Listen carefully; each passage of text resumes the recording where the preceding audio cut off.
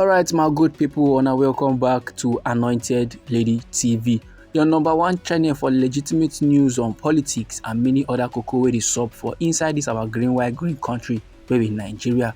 And as usual, me don come your screen with breaking news, and the koko now be say after Mr. Kenneth Okonkwo, wey be the former spokesperson for the Labour Party their presidential campaign council, don announce his resignation from the Labour Party.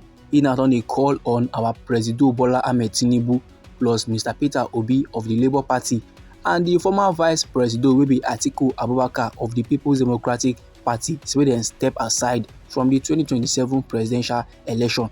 So make they no contest, make they no run for presidency. Now the reason why in the yarn all these levels, I go tell the general public, but no be lie, my good people.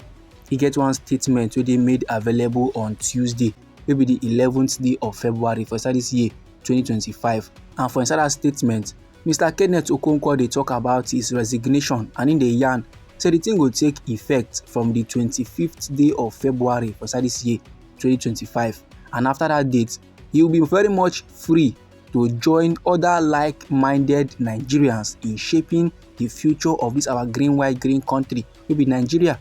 He even carry mouth talk am say the only reason why he venture into politics, the only reason why he come up for Nollywood, go dey do the things and things of politics, go dey dance to the music of politicians, na because say he want good governance, he want the things and things wey go good, wey go benefit the general public. But however, he give gratitude to Nigerians wey support the party during the party time of need, and he can pledge his continued loyalty to the Nigerian people. And as for the reason why he come up for the Labour Party, he say the crisis wey dey the party just too much. There are too many leadership crises and internal conflicts. Come back see if the conflict no go end. Come back see if the Labour Party never even plaster, they never even take care of themselves proper, and he no sure say for the year 2027 they get the force or the requirement to be considered an opposition party. He no sure say the Labour Party go fit stand against the ruling All Progressive Congress for inside the presidential election. Now, reacting to all these levels, so reacting to the Mr. Kenneth Okonkwo leaving the Labour Party himself don dey yarn say make him go, say politics is not for him at all, say he's not a good politician, make him go back to a Nollywood industry, that place where he dey do well. But now Mr. Kenneth Okonkwo don dey yarn say if it comes to presidential election for the 2027, make our President Bola Ahmed Tinubu plus Mr. Peter Obi plus Atiku Abubakar wash their hand comot, make dem step aside. You get why? And that reason be say none of them go deliver on their promise. None of them go do the thing wey dem promise say they go do for Nigerian people when they don last enter office. And Nigerian politics, they require decisive action to secure mandates. He say currently now for inside a green white green country wey be Nigeria, to win election na one thing, to secure your mandate na another thing, and you must do everything decisively to secure your mandate. Then Mr. Okonkwo constantly use the opportunity to criticize the opposition, to criticize the Labour Party for their failure to collaborate and form alliances. He said the lawmakers now they miss an opportunity to produce the Speaker and Vice Speaker in the House of Representatives, despite having more opposition members than the ruling class. So to him, in the feel as if the Labour Party they are not serious, or they are not well balanced enough to do the needful. And normally, my good people, you know, say in everything there's a stage, there's a class. You get, you go see class 1, you go see children class, you go see class 2, you go see adult class. You understand? So to him now, maybe politics now, the class where Labour Party dey na children class, while the All Progressive Congress and the People's Democratic Party then dey adult class. Now, anyhow this informate be you for body, or if you get contributions about the matter, feel free to make it drop them inside our comment section. But meanwhile, me still get another legit information we I would like share give the general public, and the koko be say the camp of the Bauchi State Governor Bala Mohammed, they don dey intensify their efforts to push for the presidential ambition of their oga for inside the year 2027 general election. And these developments now they come barely a day after the former Vice President Atiku Abubakar be meet with the former president to be Olusegun Obasanjo for inside Abeokuta, Ogun State.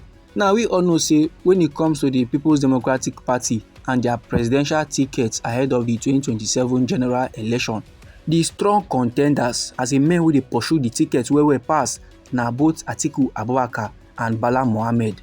If any of them come last win the primary, na dem go be the official flag bearer of the People's Democratic Party for the 2027 presidential election. Although when it comes to flag bearing in the presidential race for inside the People's Democratic Party, na Atiku Abubakar na don do am pass. As in, this man don too contest for presidency under the People's Democratic Party. But meanwhile, Oga Bala Mohammed currently dey serve as the chairman of the People's Democratic Party Governors Forum, and he now dey prepare himself for a serious bid.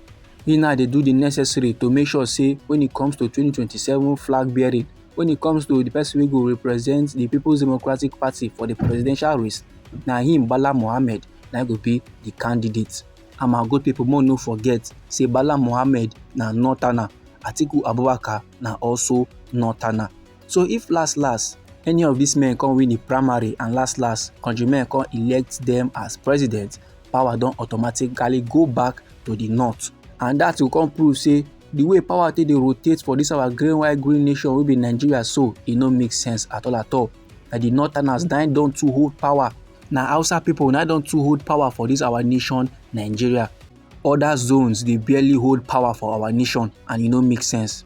Now, based on say there is political beef between RI0USLY and the presidency, now im don come outside dey yarn say the northerners go reject our President Bola Ahmed Tinubu for inside the year 2027. Say they no go support am at all, the way they no support Goodluck Ebele Jonathan for inside the year 2015. And based on say RI0USLY yarn all these levels, e come make the national chairman of the All Progressive Congress wey be Dr. Abdullahi Ganduje come fire back at him. He now come dey yarn say our President Bola Ahmed Tinubu go serve 2 terms, that is, he go get 2 tenure, 8 years in office before he go come hand over give the northerners. So already these men now don dey plan to give the northerners power again. Now they don dey forget say e get another tribe, e get another region wey never enter power for so many years, and that's na the southeast region. Based on say these men now they don too feel as if Nigeria don too neglect them, Nigeria no dey put them for plans. Na why they kukuma dey agitate for Biafra. This my good people, na the information wey I wan share give the general public. Now anyhow the thing be you for body, or if you get contributions about the matter, feel free make you drop am inside our comment section. Now we be Anointed Lady TV. Now we dey like give una legitimate informations on the things and things wey dey go on for inside this our green country wey be Nigeria. So if you like this news and you go like to dey receive more, try make you subscribe to this channel and try make you put on the notification bell, so that as we dey bring more news dey come, na you go first receive the update and you go even get am sharp. I dey come your side again with another legit news for you my good people. Try make you no go anywhere.